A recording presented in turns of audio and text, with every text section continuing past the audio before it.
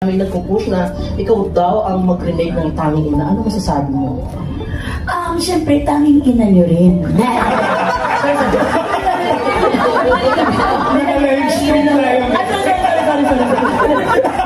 Ina kasi ang sila. Supra ako lahat. Nag-message yung kaibigan ko sa akin na yun lagi daw.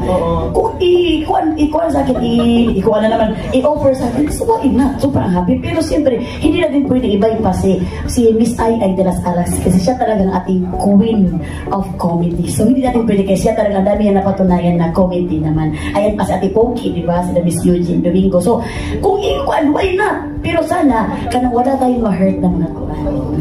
Hindi pwede mag-hurt. Gawa na tayo ng sarili natin, no?